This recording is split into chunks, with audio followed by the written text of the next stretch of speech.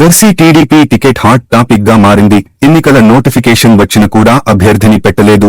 దర్శి నియోజకవర్గంలో అయోమయంలో ఉన్న టీడీపీ నాయకులు, కార్యకర్తలు. ఇప్పుడు దర్శిలో తాజా సమాచారం ఏమిటంటే మద్దిశెట్టి వేణుగోపాల్ టీడీపీ టికెట్ కోసం ప్రయత్నిస్తున్నాడని తెలుస్తుంది.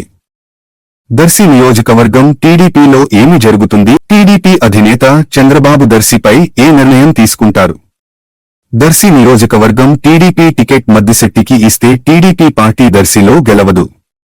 మద్దిశెట్టికి దర్శి నియోజకవర్గంలో వ్యతిరేకత ఉంది. మద్దిశెట్టిని ప్రజలు ఒప్పుకోరు. దర్శిలో టీడీపీ సరియైన అభ్యర్థి గరికపాటి వెంకట్ కాని సిద్ధా రాఘవరావు ఇరువురిలో ఎవరికీ అధిష్టానం టికెట్ కేటాయించిన ఎన్నికల ఫలితాలు అనుకూలంగా మారే అవకాశం ఉంది.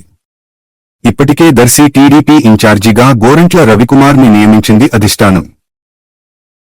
టీడీపీ అధిష్టానం దర్శి నియోజకవర్గానికి తొందరగా టీడీపీ అభ్యర్థిని ప్రకటించాలని నాయకులు, కార్యకర్తలు పలుదపాలు టీడీపీ అధినేత చంద్రబాబుని కోరారు. ఇప్పుడు దర్శిలో వినిపిస్తున్న మాజీ మంత్రి సిద్ధా రాఘవరావు పేరు. చంద్రబాబు మాజీ మంత్రితో సంప్రదింపులు జరుపుతున్నారు.